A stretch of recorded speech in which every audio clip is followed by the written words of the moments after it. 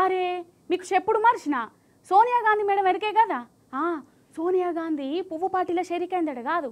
అరే ఆవంటే పువ్వు పార్టీ తరపున పోటీ కూడా చేస్తాంది. అది కూడా ఏ పదవికి అనుకుంటుర్రు?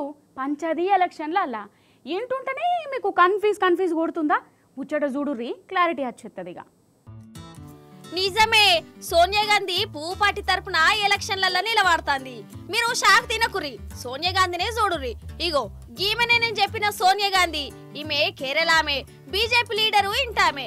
ఇప్పుడు పంచాయతీ ఎలక్షన్లలో పోటీ పడుతుంది.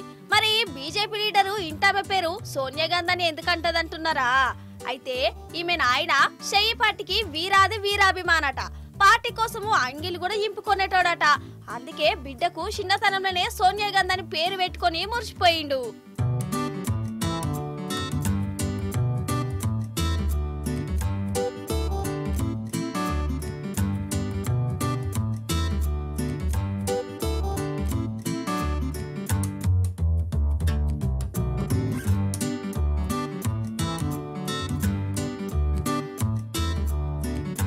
అయితే ఈమెకు లగ్గం చేసిండు, కానీ ఈమె పెన్మిటి మాత్రం పువ్వు పాటట.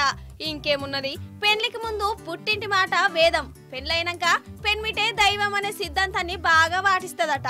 అందుకే పెన్మిటి పువ్వు పాటి కాబట్టి ఇక నేను కూడా పువ్వు పాటి అనుకుంటా ఎలక్షన్లల్లో పోటీ చేస్తుందల్లా ఈ సోనియా గాంధీ.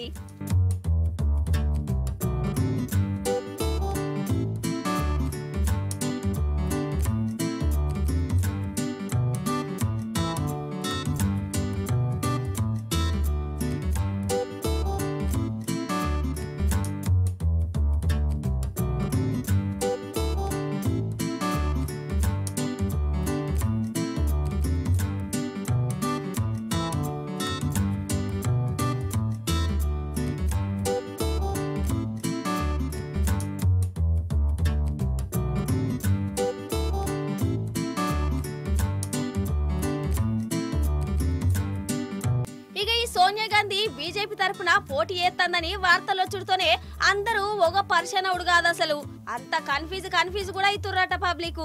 సోనియా గాంధీ మీ వార్డు మెంబర్ కావాలంటే పువ్వు గుర్తుకే ఓటయ్యిరని ప్రచారం చేస్తారట. అదన్నట్టు పువ్వు పార్టీ నుంచి పోటీ చేస్తున్న సోనియా గాంధీ ముచ్చట.